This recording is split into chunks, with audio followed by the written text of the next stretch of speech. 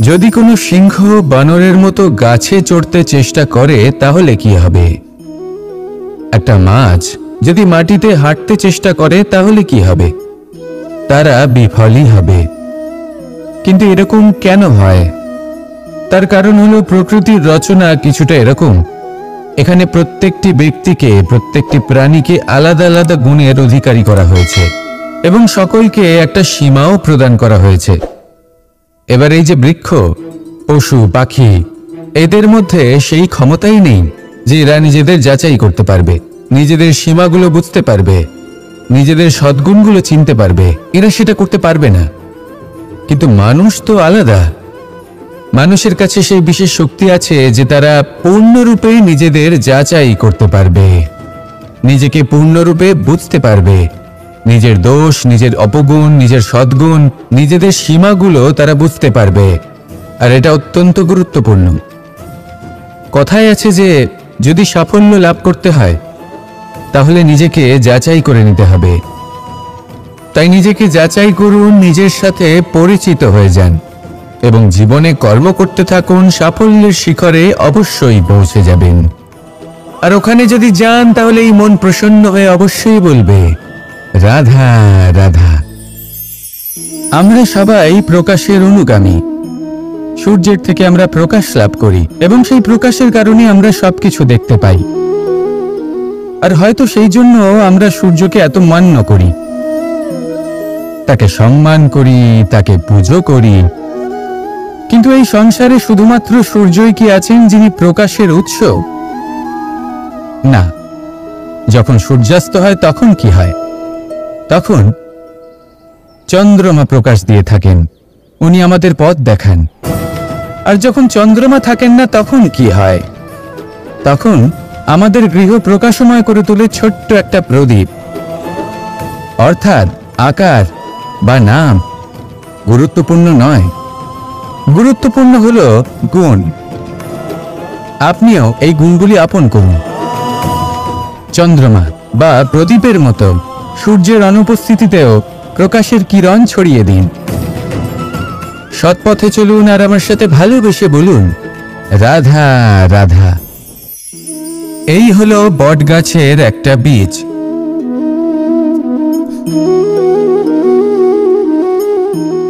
চলুন এটা রোপণ করা যাক, একটু জল দেওয়া যাক। এবার এখানে একটা বিশাল বটবৃক্ষ উৎপন্ন হবে। কিন্তু কিভাবে? এতে কে সাহায্য করবে? এটা সম্ভব কে করে দেখাবে? প্রকৃতি। আগে হ্যাঁ, এই সংসারে যা কিছু উৎপন্ন হয়, যা কিছু নষ্ট হয়, তার জন্য প্রকৃতি দায়ী হন। এই প্রকৃতির কারণেই তো রৌদ্র আসে, প্রকৃতির কারণেই বৃষ্টি হয়, জল পাওয়া যায়। তার কারণেই এই বটের বীজ তা এক বিশাল বটবৃক্ষে পরিণত হবে। কিন্তু একজন মানুষকে দেখুন, মানুষ বলবে এই বৃক্ষে আমার অধিকার রয়েছে। কেন? কারণ আমি বীজ বপন করেছি। এবার সমস্ত কাজ প্রকৃতি করবে আর সমস্ত শ্রেয় মানুষ নিয়ে যাবে। এটা কি উচিত? কখনোই নয়। এবারের উত্তর প্রকৃতিতেই লুকোনো আছে। কখনো কোনো পাখিও এই বীজ রোপণ করে, সেখানে বৃক্ষ উৎপন্ন হয়, তাতে ফল আসে, সেই পাখি সেই ফল খায়, কিন্তু সেখানকার বাকি পাখি এবং প্রাণীদের সেই ফল খেতে বারণ করে না। সেই বৃক্ষের উপর নিজের অধিকার প্রমাণ করতে চেষ্টা করে না, সবার মধ্যে ভাগ করে দেয়। আর এটাই আমাদেরও করা উচিত। যা প্রকৃতি থেকে আসছে তা আবার প্রকৃতিতেই ফিরে যেতে দিন। এটা অত্যন্ত প্রয়োজনীয়। পাখিদের মতো হতে চেষ্টা করুন, তবেই আপনার এই মন আকাশে উড়তে থাকবে আর সুপ্রসন্ন হয়ে বলবে, রাধা রাধা। পাণ্ডবরা বন থেকে এসেছিলেন। ওনাদের কাছে না কোনো ধন ছিল, না কোনো সম্পদ, না বিদ্যা। নিজের পরিশ্রমের দ্বারা ওনারা বিদ্যা অর্জন করেছিলেন, আর তার দ্বারাই সম্পদ অর্জন করলেন আর ধন অর্জন করলেন। এই পাণ্ডব ছিলেন অত্যন্ত কুশল এবং শক্তিশালী। যুধিষ্ঠির নিজের পরিশ্রম দ্বারা এমন জ্ঞান অর্জন করেছিলেন যে এই সংসার ওনাকে ধর্মরাজ যুধিষ্ঠির অভিহিত করেছিল। দেখতে গেলে পাণ্ডবদের কাছে সবকিছুই ছিল, কিন্তু যখন বিষয় এলো আরো ধন লাভ করার, তখন যুধিষ্ঠির, যিনি পাণ্ডবদের মধ্যে জ্যেষ্ঠ, তিনি সকল পাণ্ডবদের সাথে দ্যুতক্রীড়ায় অংশগ্রহণ করে ফেললেন। এর ফলে না শুধু ধনলক্ষ্মী, ধর্মলক্ষ্মী, বিবেক লক্ষ্মী কেউ হারালেন, আর শুধু তাই নয়, নিজের গৃহলক্ষ্মী দ্রৌপদীকেও হারিয়ে ফেললেন। এর কারণ কি? ভুলে গেলেন খুব সহজ একটা কথা, এই সংসারে সম্মান এবং সাফল্য দুটোই পরিশ্রমের দ্বারা লাভ করতে হয়। কিন্তু দ্যুতক্রীড়ার এই খেলা আমাদের ভাগ্যের উপর নির্ভরশীল। এই সংসারে দুটি পথ রয়েছে, একটা পথ যেখানে কর্ম এবং পরিশ্রমের দ্বারা আপনি নিজের পথ নিজেই রচনা করতে পারবেন, আর দ্বিতীয় পথ হলো যেখানে এই ভাগ্য এক মুহূর্তে আপনাকে শিখরেও পৌঁছে দিতে পারে, আবার ধূলিসাৎ করে দিতে পারে। আপনি কোন পথ বাছবেন সেই চয়ন আপনারই। আসুন আর আমার সাথে ভালোবেসে বলুন, রাধা রাধা। কিছু মানুষ বড়ই বিচিত্র হন, এমনভাবে জীবনযাপন করেন যেন তাদের কোনোদিন মৃত্যুই হবে না।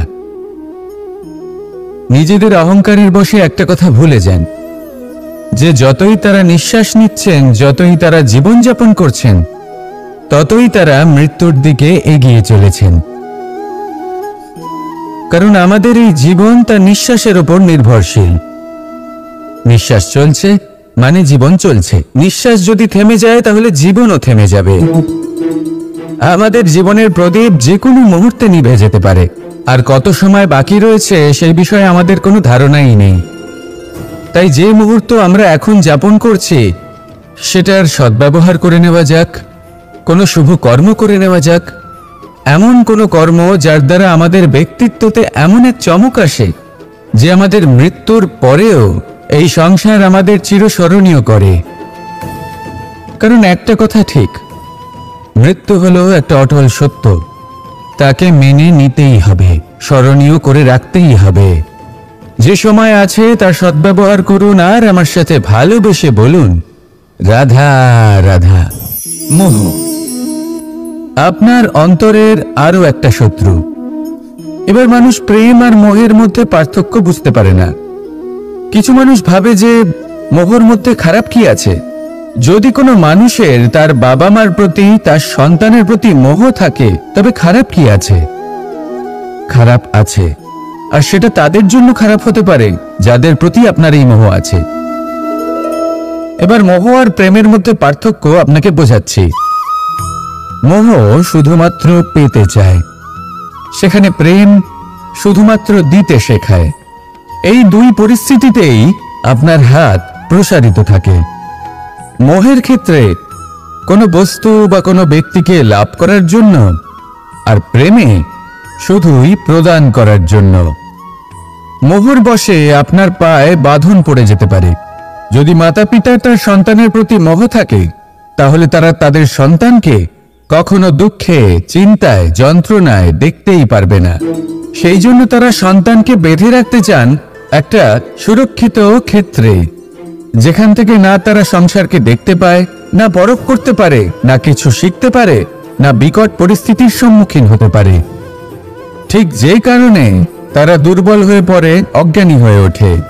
তাদের বিকাশ সেখানেই স্তব্ধ হয়ে যায়, আর সেখানে প্রেম শুধুমাত্র বিকাশের পথে নিয়ে যায়। মা বাবা যদি সন্তানকে ভালোবাসেন, তাহলে তাকে ছেড়ে দেন, যে যাও সংসারকে দেখো, পরখ করো আর শেখো। কিভাবে এর সাথে লড়াই করতে হবে সেটা নিজে শেখো। নিজের শক্তি নিজেই বাড়িয়ে তোলো, নিজের পথ চয়ন করো। সেই জন্য এই মোহর শিকল ভেঙে ফেলুন আর প্রেমকে আপন করে নিন। আর এই প্রেম দ্বারাই বলুন, রাধা রাধা। বাল্যকালে যখন আমি মাখন খেতাম, তখন যশোদা মায়ের আমার মাখন খাওয়া নিয়ে কোনো সমস্যা ছিল না। কিন্তু যখন আমি মাখন খেতাম, মাখন চুরি করতাম, তখন যেই প্রকারে বাড়ির পরিচ্ছন্নতা আমি নষ্ট করতাম, তা নিয়ে অবশ্যই যশোদা মায়ের আপত্তি ছিল। আর হবে নাই বা কেন? কথায় আছে যে যদি আমাদের ঘর পরিচ্ছন্ন থাকে, সেখানে লক্ষ্মী বসবাস করে থাকেন, তবেই সেই বাড়িতে সন্তোষ ভাব থাকবে। সেই জন্যই আমাদের যশোদা মা পরিশ্রম করে বাড়ির ভেতর এবং বাড়ির বাহির সবসময় পরিচ্ছন্ন করে রাখতেন। এবার যেইভাবে আমাদের বাড়ি, যেখানে আমাদের পরিবার বসবাস করতেন, সেইভাবেই আমাদের শরীর আর আমাদের আত্মা রয়েছে, যাতে আমরা বসবাস করি। একেও স্বচ্ছ রাখা প্রয়োজনীয়। এবার স্বচ্ছ কিভাবে রাখা যায়? শুধু বাহ্যিক পরিচ্ছন্নতা আর প্রসাধন দ্বারা তা সম্ভব হবে না। জীবনে কিছু কটু অভিজ্ঞতা আমাদের সকলের থাকে। সেই কটু অভিজ্ঞতাগুলির কারণে আমাদের মন, আমাদের আত্মা মলিন হয়ে যায়। এই মালিন্য থেকে আমাদের আত্মাকে মুক্ত করা অত্যন্ত প্রয়োজনীয়। এই স্বচ্ছতা অত্যন্ত প্রয়োজনীয়। আর আমাদের এই মন মালিন্য থেকে মুক্ত হতে পারে শুধুমাত্র প্রেম এবং করুণার দ্বারা। তাই সকলকে ভালোবাসতে থাকুন আর মনের মধ্যে করুণার বোধ জাগ্রত করুন। কারণ যেইভাবে বাড়ি পরিষ্কার থাকলে তাতে লক্ষ্মী বসবাস করেন, সন্তোষবোধ বজায় থাকে, সেইভাবেই যদি মন স্বচ্ছ থাকে তাহলে তাতে সন্তোষও থাকবে, শান্তিও থাকবে। তাহলে ভালোবাসতে থাকুন, মনের মধ্যে করুণাবোধ জাগ্রত করুন আর আমার সাথে ভালোবেসে বলুন, রাধা রাধা। অনেকদিন আগে একটা ব্যক্তি ছিল, নদীর ধারে তার একটা ক্ষেত ছিল, খুব সুন্দর একটা ক্ষেত। পরিশ্রম করে সেখানে সে ফসল উৎপাদন করলো। একদিন বন্যা হলো আর সমস্ত ফসল বয়ে নিয়ে গেল। প্রতি বছর বন্যা হতো আর বারবার ওর ফসল বয়ে নিয়ে যেত। সে ব্যক্তি খুব দুঃখী হয়ে পড়ল। সে ভাবল, কেন বারবার আমার সাথে এরকম হয়? তখন একজন ওকে বোঝালো যে প্রতি বছর যখন এই বন্যা আসে তখন সে তোমার ক্ষেত উর্বর মৃত্তিকা দ্বারা পুষ্ট করে তোলে। তখন সেই ব্যক্তি বুঝতে পারল যে প্রকৃতি ওকে কত বড় একটা উপহার দিয়েছে। প্রতি বছর বন্যা শেষ হওয়ার পরে সে ফসল উৎপাদন করত এবং তাতে 10 গুণ বেশি ফসল হতো। এই সংসারে যতক্ষণ না বৃষ্টির ফোঁটা মাটিতে পড়ছে, ফসল কিভাবে উৎপন্ন হবে? যতক্ষণ না এই সোনা তীব্র আগুনে উত্তপ্ত হচ্ছে, ততক্ষণ সে কুন্দর কি করে হয়ে উঠবে? সেইভাবেই যতক্ষণ না আপনি সমস্যার সম্মুখীন হচ্ছেন, জীবনে সামনে এগোবেন কিভাবে? তাই বিপদ হোক বা সমস্যা, তার সম্মুখীন হন, আর তাও ইতিবাচক মনোভাব নিয়ে। দেখবেন অবশেষে আপনি বিকাশের পথে অগ্রসর হয়েছেন। আসুন আমার সাথে ভালোবেসে বলুন, রাধা রাধা। আমাদের জীবনে যখনই আমরা কোনো বড় দায়িত্বের সম্মুখীন হই, তখন আমরা তার থেকে দূরে পালাই আর এই অজুহাত দিই যে না না, এত বেশি ভার বহন করার যোগ্যতা আমার নেই, আমি করতেই পারবো না। দেখুন, এই সংসারে ভিন্ন ভিন্ন ধরনের গাছ আছে, ছোট গাছ, বড় গাছ, কিন্তু বটগাছের মতো বড় এবং নিবিড় গাছ আর একটাও নেই। সে নিঃস্বার্থভাবে এই সংসারকে সেবা করে যায়, ছায়া প্রদান করে, শীতলতা প্রদান করে। আর যখন এমন সময় আসে যখন তার উপর বোঝা অত্যন্ত বেড়ে যায়, সে কিন্তু কোনোভাবেই ভেঙে পড়ে না। তখন সে নিজের নিঃস্বার্থ কর্মের ফল লাভ করে, সেই নিঃস্বার্থ কর্ম যা সে করেছে। তার দেহ থেকে ছোট ছোট ঝুড়ি বার হয় এবং তা কাণ্ডের আকার ধারণ করে। সেই কাণ্ড মাটির কাছে পৌঁছয় এবং তারপর তা বটগাছের সহায়ক হয়ে ওঠে। সে ভেঙে পড়ে যায় না। এইভাবে আপনিও জীবনে নিঃস্বার্থভাবে সবার সেবা করুন, ভালোবাসুন, সবাইকে সাহায্য করুন। যেদিন আপনার ওপর বোঝা অত্যন্ত বেড়ে যাবে, সেদিন এই সব মানুষ আপনাকে সাহায্য করার জন্য আসবেন, আপনার শক্তি হয়ে উঠবেন, আর আপনি বটগাছের মতোই মহান এবং বিশাল হয়ে উঠবেন। আসুন আর আমার সাথে ভালোবেসে বলুন, রাধা রাধা। একদিকে হলো আঙুর আর অন্যদিকে কিশমিশ। দেখতে গেলে এই দুটোই সবারই খুব প্রিয়। শিশু হোক, যুবক হোক বা কোনো বৃদ্ধ ব্যক্তি হোক না কেন। আর দেখতে গেলে এই কিশমিশ, এটা আঙুর থেকেই আসে, তারই অন্য একটি রূপ। কিন্তু কখনো হাটে যান আর গিয়ে জিজ্ঞেস করুন যে এই কিশমিশ আর আঙুর, এই দুইয়ের মধ্যে অধিক মূল্য কার? আপনিও নিশ্চয়ই জানবেন যে কিশমিশের মূল্য আঙুরের থেকে অনেক গুণ বেশি। এবার এরকম কেন হয়? এর পেছনে কি কারণ থাকতে পারে? একদিকে হলো সেই আঙুর যা টাটকা অবস্থায় গাছ থেকে পেড়ে খাওয়া যায়, আর অন্যদিকে হলো কিশমিশ যাকে মাসের পর মাস রোদে ফেলে রাখা হয়। একদিকে আঙুর যা কিনা অত্যন্ত রসালো, আর কিশমিশে কোনো রসই নেই। একটি হলো অত্যন্ত কোমল এবং সুন্দর, অন্যটি অমসৃণ এবং তাতে বিন্দুমাত্র সৌন্দর্য নেই, তাও তার মূল্য বেশি। এইসব কেন হয়? এই কারণেই হয় কারণ সেই আঙুর অনেক মাস পর্যন্ত রোদ সহ্য করে থাকে, কষ্ট সহ্য করে থাকে, তবেই সেই আঙুর কিশমিশে পরিণত হয়। এবার জীবনের কড়া রোদ যাকে সহ্য করতে হয় তার সাথেও এটাই হয়ে থাকে, তারও মূল্য আপনা থেকেই বৃদ্ধি পায়। আপনার জীবনে আপনার গুণ, আপনার প্রতিভা তা অত্যন্ত গুরুত্বপূর্ণ, কিন্তু যখন আপনি অভিজ্ঞতা লাভ করেন তখনই সেই অভিজ্ঞতা আপনার গুণ এবং প্রতিভাকে আরো অনেক বেশি শ্রেষ্ঠ করে তোলে। তাই জীবনের কঠোর রোদের মধ্যেও দাঁড়িয়ে থাকাটা শিখে নিন, সাহসের সাথে কঠিন পরিস্থিতির সম্মুখীন হওয়াটা শিখে নিন। ঠিক এইভাবেই অভিজ্ঞতা লাভ করতে হয়, আর এই অভিজ্ঞতা আপনার মূল্য বৃদ্ধি করতেই থাকবে, করতেই থাকবে। আর তখন এই মন প্রসন্ন হয়ে বলবে, রাধা রাধা। মানুষের জীবনে সবসময় কিছু না কিছু ঘটে চলেছে, কখনো ভালো কিছু ঘটে, আবার কখনো দুর্ঘটনা ঘটে। এবার যখনই কোনো দুর্ঘটনা ঘটে মানুষ ঈশ্বরের কাছে প্রার্থনা করে যে হে ঈশ্বর, আমাকে রক্ষা করুন, এই বিপদ থেকে আমাকে উদ্ধার করুন, বা সে সেই সমস্ত দোষ চাপিয়ে দেয় নিজের প্রারব্ধ, নিজের ভাগ্যের ওপর। কিন্তু যদি আপনি গভীরভাবে ভাবেন তাহলে প্রত্যেক দুর্ঘটনা, বাধা এবং বিপদ আপনার জীবনে শুধু একটাই উদ্দেশ্য নিয়ে আসে, আপনাকে আরো যোগ্য করে তোলার জন্য। যদি আপনাদের একটা উদাহরণ দিই, বর্ষার ঋতুতে যখন প্রচন্ড মাত্রায় বৃষ্টি পড়ে, ছাদ থেকে জল পড়তে থাকে, তখন আপনি নিশ্চিত করে নেন, স্থির করে নেন যে এবার আমি এই ছাদকে নতুন করে বানিয়ে তুলব, আরো শক্তিশালী বানিয়ে তুলব, আরো দৃঢ় বানাবো। আপনার জীবনে যখন কোনো অসুখ করে, তারপর আপনি জীবনে আরো সাবধানী হয়ে যান, আরো সতর্ক হয়ে যান, স্থির করে নেন যে এটা যেন দ্বিতীয়বার না হয়, ঠিক কিনা?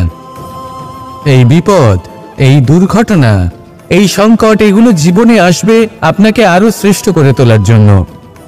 এবার এটা আপনার ওপর, আপনি একে ভাগ্যের পরিহাস বলে মনে করবেন নাকি ঈশ্বরের সংকেত মনে করবেন যিনি আপনাকে আরো শ্রেষ্ঠ করে তুলতে চান। সিদ্ধান্ত আপনারই। আসুন আর আমার সাথে ভালোবেসে বলুন, রাধা রাধা। আমাদের মধ্যে বেশিরভাগ মানুষ কোনো না কোনো মহাশক্তির উপস্থিতিকে বিশ্বাস করেন।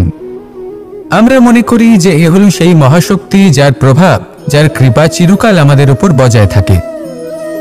আমাদের কর্মের ওপর, কর্মফলের ওপর চিরকাল তার দৃষ্টি থাকে। আমাদের মধ্যে কেউ একে ঈশ্বর মনে করেন, কেউ বা প্রকৃতি মনে করেন, বা কেউ কোনো গৃহপালিত পশুর মধ্যে মহাশক্তির দর্শন লাভ করেন, বা কেউ কোনো বস্তুর মধ্যে।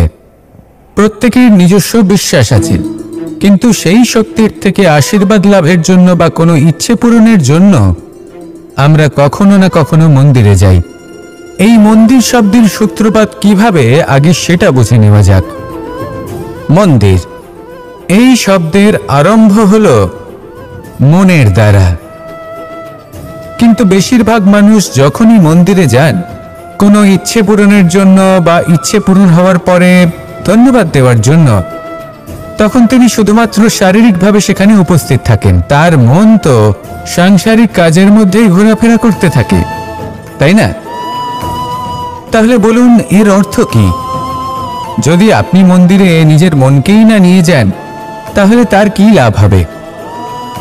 মন্দিরে গিয়ে নিজের মনকে ঈশ্বরের চরণে পূর্ণরূপে সমর্পণ করুন, নিজের মন থেকে ঈশ্বরের আরাধনা করুন, আর এই মন থেকেই বলুন, এই সংসারে সম্মান এবং সাফল্য দুটোই পরিশ্রমের দ্বারা লাভ করতে হয়, কিন্তু দ্রুতক্রীড়ার এই খেলা আমাদের ভাগ্যের উপর নির্ভরশীল। এই সংসারে দুটি পথ রয়েছে, একটা পথ যেখানে কর্ম এবং পরিশ্রমের দ্বারা আপনি নিজের পথ নিজেই রচনা করতে পারবেন, আর দ্বিতীয় পথ হলো যেখানে এই ভাগ্য এক মুহূর্তে আপনাকে শিখরেও পৌঁছে দিতে পারে, আবার ধূলিসাৎ করে দিতে পারে। আপনি কোন পথ বাছবেন সেই চয়ন আপনারই। রাধা রাধা। যদি কোনো সিংহ বানরের মতো গাছে চড়তে চেষ্টা করে তাহলে কি হবে? একটা মাছ যদি মাটিতে হাঁটতে চেষ্টা করে তাহলে কি হবে? তারা বিফলই হবে। কিন্তু এরকম কেন হয়? তার কারণ হলো প্রকৃতির রচনা কিছুটা এরকম। এখানে প্রত্যেকটি ব্যক্তিকে, প্রত্যেকটি প্রাণীকে আলাদা আলাদা গুণের অধিকারী করা হয়েছে এবং সকলকে একটা সীমাও প্রদান করা হয়েছে। এবার এই যে বৃক্ষ, পশু, পাখি, এদের মধ্যে সেই ক্ষমতাই নেই যে এরা নিজেদের যাচাই করতে পারবে, নিজেদের সীমাগুলো বুঝতে পারবে, নিজেদের সদ্গুণগুলো চিনতে পারবে। এরা সেটা করতে পারবে না। কিন্তু মানুষ তো আলাদা। মানুষের কাছে সেই বিশেষ শক্তি আছে যে তারা পূর্ণরূপে নিজেদের যাচাই করতে পারবে, নিজেকে পূর্ণরূপে বুঝতে পারবে, নিজের দোষ, নিজের অপগুণ, নিজের সদ্গুণ, নিজেদের সীমাগুলো তারা বুঝতে পারবে। আর এটা অত্যন্ত গুরুত্বপূর্ণ। কথায় আছে যে যদি সাফল্য লাভ করতে হয় তাহলে নিজেকে যাচাই করে নিতে হবে। তাই নিজেকে যাচাই করুন, নিজের সাথে পরিচিত হয়ে যান এবং জীবনে কর্ম করতে থাকুন। সাফল্যের শিখরে অবশ্যই পৌঁছে যাবেন।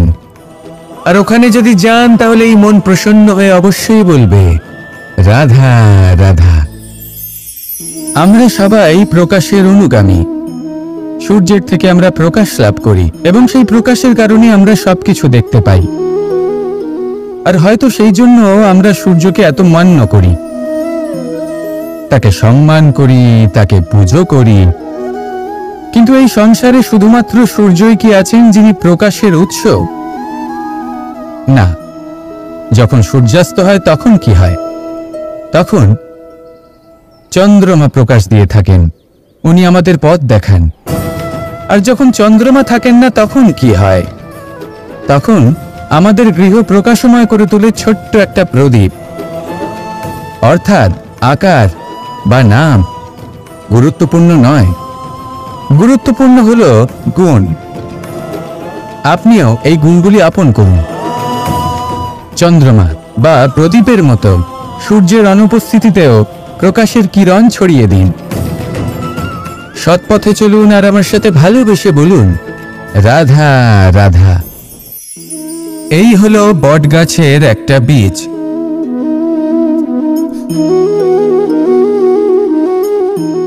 চলুন এটা রোপণ করা যাক, একটু জল দেওয়া যাক।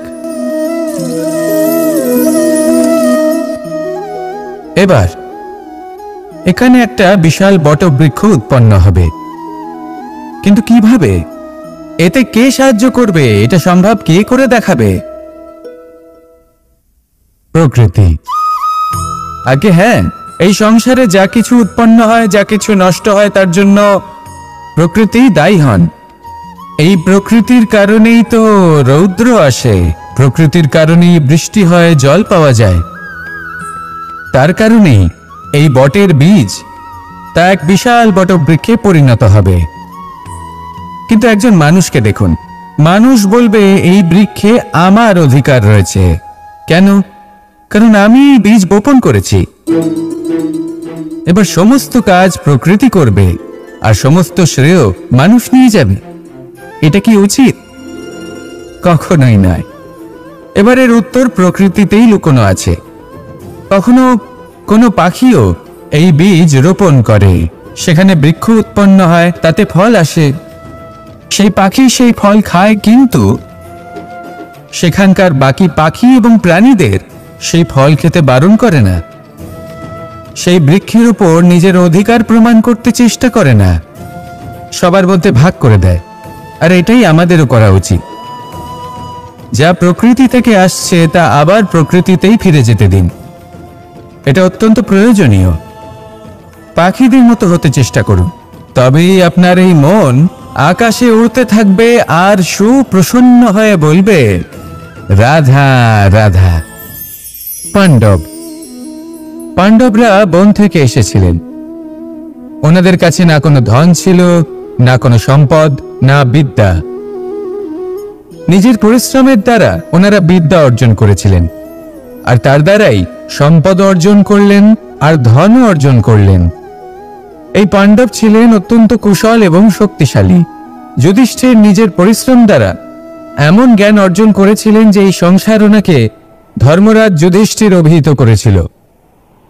দেখতে গেলে পাণ্ডবদের কাছে সবকিছুই ছিল, কিন্তু যখন বিষয় এলো আরো ধন লাভ করার, তখন যুধিষ্ঠির, যিনি পাণ্ডবদের মধ্যে জ্যেষ্ঠ, তিনি সকল পাণ্ডবদের সাথে দ্যুতক্রীড়ায় অংশগ্রহণ করে ফেললেন।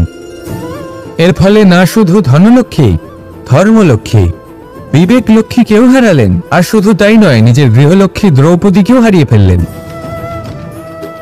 এর কারণ কি? ভুলে গেলেন খুব সহজ একটা কথা, এই সংসারে সম্মান এবং সাফল্য দুটোই পরিশ্রমের দ্বারা লাভ করতে হয়। কিন্তু দ্যুতক্রীড়ার এই খেলা আমাদের ভাগ্যের উপর নির্ভরশীল। এই সংসারে দুটি পথ রয়েছে, একটা পথ যেখানে কর্ম এবং পরিশ্রমের দ্বারা আপনি নিজের পথ নিজেই রচনা করতে পারবেন, আর দ্বিতীয় পথ হলো যেখানে এই ভাগ্য এক মুহূর্তে আপনাকে শিখরেও পৌঁছে দিতে পারে, আবার ধূলিসাৎ করে দিতে পারে। আপনি কোন পথ বাছবেন সেই চয়ন আপনারই। আসুন আর আমার সাথে ভালোবেসে বলুন, রাধা রাধা। কিছু মানুষ বড়ই বিচিত্র হন, এমনভাবে জীবনযাপন করেন যেন তাদের কোনোদিন মৃত্যুই হবে না। নিজেদের অহংকারের বশে একটা কথা ভুলে যান, যে যতই তারা নিঃশ্বাস নিচ্ছেন, যতই তারা জীবনযাপন করছেন, ততই তারা মৃত্যুর দিকে এগিয়ে চলেছেন। কারণ আমাদের এই জীবন তার নিঃশ্বাসের উপর নির্ভরশীল। নিঃশ্বাস চলছে মানে জীবন চলছে, নিঃশ্বাস যদি থেমে যায় তাহলে জীবনও থেমে যাবে। আমাদের জীবনের প্রদীপ যে কোনো মুহূর্তে নিভে যেতে পারে, আর কত সময় বাকি রয়েছে সেই বিষয়ে আমাদের কোনো ধারণাই নেই। তাই যে মুহূর্ত আমরা এখন যাপন করছি সেটার সদ্ব্যবহার করে নেওয়া যাক, কোনো শুভ কর্ম করে নেওয়া যাক, এমন কোনো কর্ম যার দ্বারা আমাদের ব্যক্তিত্বতে এমন এক চমক আসে যে আমাদের মৃত্যুর পরেও এই সংসার আমাদের চিরস্মরণীয় করে। কারণ একটা কথা ঠিক, মৃত্যু হলো একটা অটল সত্য, তাকে মেনে নিতেই হবে, স্মরণীয় করে রাখতেই হবে। যে সময় আছে তার সদ্ব্যবহার করুন, আর আমার সাথে ভালোবেসে বলুন, রাধা রাধা। মোহ আপনার অন্তরের আরো একটা শত্রু। এবার মানুষ প্রেম আর মোহের মধ্যে পার্থক্য বুঝতে পারে না। কিছু মানুষ ভাবে যে মোহর মধ্যে খারাপ কি আছে। যদি কোনো মানুষের তার বাবা মার প্রতি, তার সন্তানের প্রতি মোহ থাকে, তবে খারাপ কি আছে? খারাপ আছে, আর সেটা তাদের জন্য খারাপ হতে পারে যাদের প্রতি আপনার এই মোহ আছে। এবার মোহ আর প্রেমের মধ্যে পার্থক্য আপনাকে বোঝাচ্ছি। মোহ শুধুমাত্র পেতে চায়, সেখানে প্রেম শুধুমাত্র দিতে শেখায়। এই দুই পরিস্থিতিতেই আপনার হাত প্রসারিত থাকে। মোহের ক্ষেত্রে কোনো বস্তু বা কোনো ব্যক্তিকে লাভ করার জন্য, আর প্রেমে শুধুই প্রদান করার জন্য। মোহর বশে আপনার পায়ে বাঁধন পড়ে যেতে পারে। যদি মাতা পিতার তার সন্তানের প্রতি মোহ থাকে, তাহলে তারা তাদের সন্তানকে কখনো দুঃখে, চিন্তায়, যন্ত্রণায় দেখতেই পারবে না। সেই জন্য তারা সন্তানকে বেঁধে রাখতে চান একটা সুরক্ষিত ক্ষেত্রে, যেখান থেকে না তারা সংসারকে দেখতে পায়, না পরখ করতে পারে, না কিছু শিখতে পারে, না বিকট পরিস্থিতির সম্মুখীন হতে পারে। ঠিক যে কারণে তারা দুর্বল হয়ে পড়ে, অজ্ঞানী হয়ে ওঠে। তাদের বিকাশ সেখানেই স্তব্ধ হয়ে যায়, আর সেখানে প্রেম শুধুমাত্র বিকাশের পথে নিয়ে যায়। মা বাবা যদি সন্তানকে ভালোবাসেন, তাহলে তাকে ছেড়ে দেন, যে যাও সংসারকে দেখো, পরখ করো আর শেখো। কিভাবে এর সাথে লড়াই করতে হবে সেটা নিজে শেখো। নিজের শক্তি নিজেই বাড়িয়ে তোলো, নিজের পথ চয়ন করো। সেই জন্য এই মোহর শিকল ভেঙে ফেলুন আর প্রেমকে আপন করে নিন। আর এই প্রেম দ্বারাই বলুন, রাধা রাধা। বাল্যকালে যখন আমি মাখন খেতাম, তখন যশোদা মায়ের আমার মাখন খাওয়া নিয়ে কোনো সমস্যা ছিল না। কিন্তু যখন আমি মাখন খেতাম, মাখন চুরি করতাম, তখন যেই প্রকারে বাড়ির পরিচ্ছন্নতা আমি নষ্ট করতাম, তা নিয়ে অবশ্যই যশোদা মায়ের আপত্তি ছিল। আর হবে নাই বা কেন? কথায় আছে যে যদি আমাদের ঘর পরিচ্ছন্ন থাকে, সেখানে লক্ষ্মী বসবাস করে থাকেন, তবেই সেই বাড়িতে সন্তোষ ভাব থাকবে। সেই জন্যই আমাদের যশোদা মা পরিশ্রম করে বাড়ির ভেতর এবং বাড়ির বাহির সবসময় পরিচ্ছন্ন করে রাখতেন। এবার যেইভাবে আমাদের বাড়ি, যেখানে আমাদের পরিবার বসবাস করতেন, সেইভাবেই আমাদের শরীর আর আমাদের আত্মা রয়েছে, যাতে আমরা বসবাস করি। একেও স্বচ্ছ রাখা প্রয়োজনীয়। এবার স্বচ্ছ কিভাবে রাখা যায়? শুধু বাহ্যিক পরিচ্ছন্নতা আর প্রসাধন দ্বারা তা সম্ভব হবে না। জীবনে কিছু কটু অভিজ্ঞতা আমাদের সকলের থাকে। সেই কটু অভিজ্ঞতাগুলির কারণে আমাদের মন, আমাদের আত্মা মলিন হয়ে যায়। এই মালিন্য থেকে আমাদের আত্মাকে মুক্ত করা অত্যন্ত প্রয়োজনীয়। এই স্বচ্ছতা অত্যন্ত প্রয়োজনীয়। আর আমাদের এই মন মালিন্য থেকে মুক্ত হতে পারে শুধুমাত্র প্রেম এবং করুণার দ্বারা। তাই সকলকে ভালোবাসতে থাকুন আর মনের মধ্যে করুণার বোধ জাগ্রত করুন। কারণ যেইভাবে বাড়ি পরিষ্কার থাকলে তাতে লক্ষ্মী বসবাস করেন, সন্তোষবোধ বজায় থাকে, সেইভাবেই যদি মন স্বচ্ছ থাকে তাহলে তাতে সন্তোষও থাকবে, শান্তিও থাকবে। তাহলে ভালোবাসতে থাকুন, মনের মধ্যে করুণাবোধ জাগ্রত করুন আর আমার সাথে ভালোবেসে বলুন, রাধা রাধা। অনেকদিন আগে একটা ব্যক্তি ছিল, নদীর ধারে তার একটা ক্ষেত ছিল, খুব সুন্দর একটা ক্ষেত। পরিশ্রম করে সেখানে সে ফসল উৎপাদন করলো। একদিন বন্যা হলো আর সমস্ত ফসল বয়ে নিয়ে গেল। প্রতি বছর বন্যা হতো আর বারবার ওর ফসল বয়ে নিয়ে যেত। সে ব্যক্তি খুব দুঃখী হয়ে পড়ল। সে ভাবল, কেন বারবার আমার সাথে এরকম হয়? তখন একজন ওকে বোঝালো যে প্রতি বছর যখন এই বন্যা আসে তখন সে তোমার ক্ষেত উর্বর মৃত্তিকা দ্বারা পুষ্ট করে তোলে। তখন সেই ব্যক্তি বুঝতে পারল যে প্রকৃতি ওকে কত বড় একটা উপহার দিয়েছে।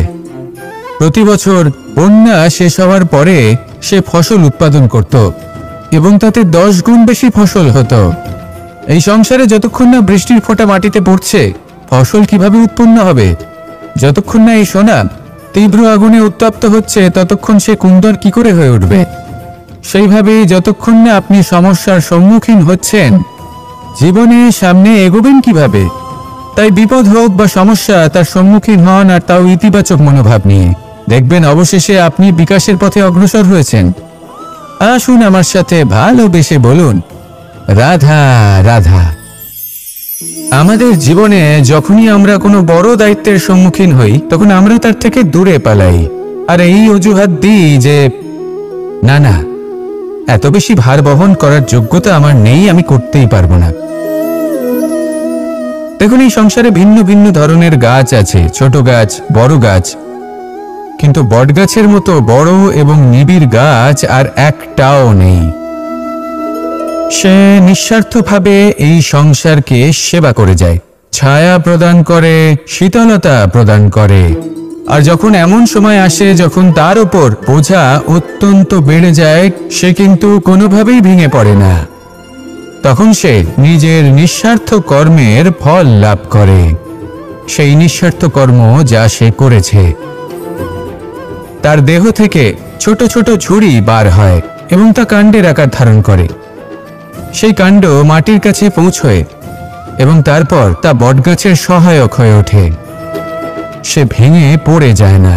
এইভাবে আপনিও জীবনে নিঃস্বার্থভাবে সবার সেবা করুন, ভালোবাসুন, সবাইকে সাহায্য করুন।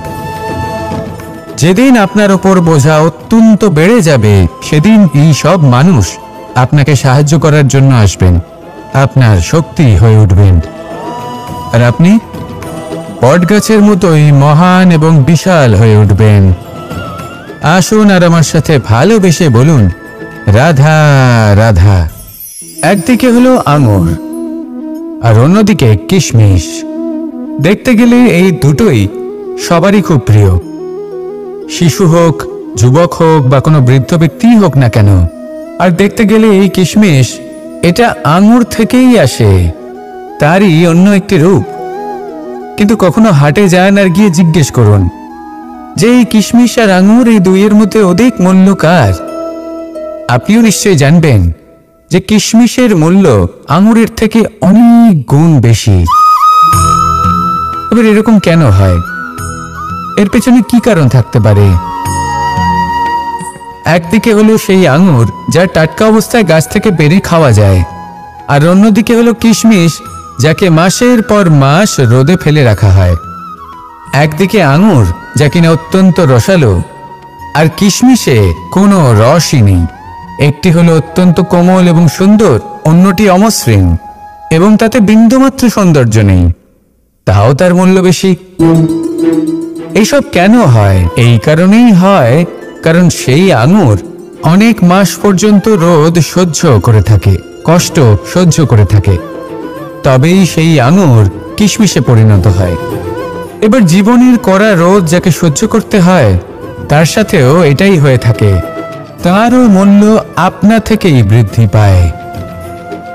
আপনার জীবনে আপনার গুণ, আপনার প্রতিভা তা অত্যন্ত গুরুত্বপূর্ণ, কিন্তু যখন আপনি অভিজ্ঞতা লাভ করেন তখনই সেই অভিজ্ঞতা আপনার গুণ এবং প্রতিভাকে আরো অনেক বেশি শ্রেষ্ঠ করে তোলে।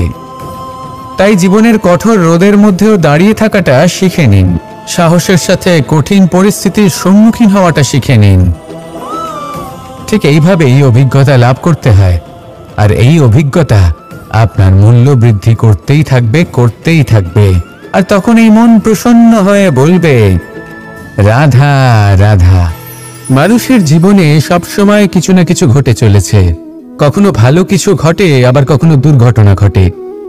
এবার যখনই কোনো দুর্ঘটনা ঘটে মানুষ ঈশ্বরের কাছে প্রার্থনা করে যে হে ঈশ্বর, আমাকে রক্ষা করুন, এই বিপদ থেকে আমাকে উদ্ধার করুন, বা সে সেই সমস্ত দোষ চাপিয়ে দেয় নিজের প্রারব্ধ, নিজের ভাগ্যের ওপর।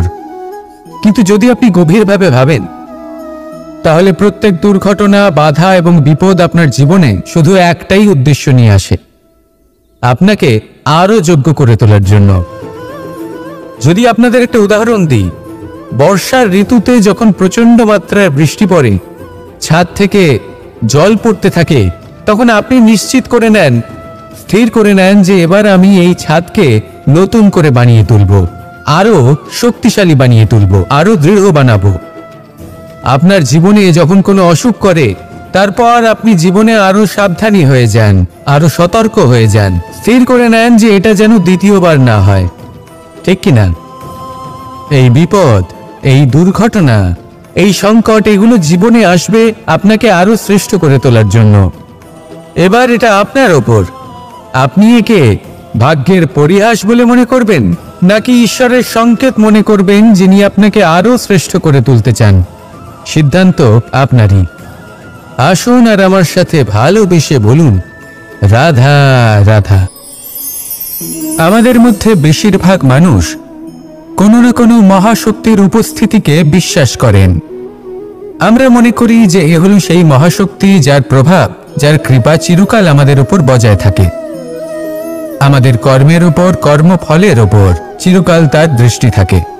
আমাদের মধ্যে কেউ একে ঈশ্বর মনে করেন, কেউ বা প্রকৃতি মনে করেন, বা কেউ কোনো গৃহপালিত পশুর মধ্যে মহাশক্তির দর্শন লাভ করেন, বা কেউ কোনো বস্তুর মধ্যে। প্রত্যেকের নিজস্ব বিশ্বাস আছে, কিন্তু সেই শক্তির থেকে আশীর্বাদ লাভের জন্য বা কোনো ইচ্ছে পূরণের জন্য আমরা কখনো না কখনো মন্দিরে যাই। এই মন্দির শব্দের সূত্রপাত কিভাবে, আগে সেটা বুঝে নেওয়া যাক। মন্দির এই শব্দের আরম্ভ হলো মনের দ্বারা, কিন্তু বেশিরভাগ মানুষ যখনই মন্দিরে যান কোনো ইচ্ছে পূরণের জন্য বা ইচ্ছে পূরণ হওয়ার পরে ধন্যবাদ দেওয়ার জন্য, তখন তিনি শুধুমাত্র শারীরিকভাবে সেখানে উপস্থিত থাকেন, তার মন তো সাংসারিক কাজের মধ্যেই ঘোরাফেরা করতে থাকে, তাই না? তাহলে বলুন, এর অর্থ কি? যদি আপনি মন্দিরে নিজের মনকেই না নিয়ে যান তাহলে তার কি লাভ হবে? মন্দিরে গিয়ে নিজের মনকে ঈশ্বরের চরণে পূর্ণরূপে সমর্পণ করুন, নিজের মন থেকে ঈশ্বরের আরাধনা করুন, আর এই মন থেকেই বলুন, এই সংসারে সম্মান এবং সাফল্য দুটোই পরিশ্রমের দ্বারা লাভ করতে হয়, কিন্তু দ্রুতক্রীড়ার এই খেলা আমাদের ভাগ্যের উপর নির্ভরশীল। এই সংসারে দুটি পথ রয়েছে, একটা পথ যেখানে কর্ম এবং পরিশ্রমের দ্বারা আপনি নিজের পথ নিজেই রচনা করতে পারবেন, আর দ্বিতীয় পথ হলো যেখানে এই ভাগ্য এক মুহূর্তে আপনাকে শিখরেও পৌঁছে দিতে পারে, আবার ধূলিসাৎ করে দিতে পারে। আপনি কোন পথ বাছবেন সেই চয়ন আপনারই। রাধা রাধা।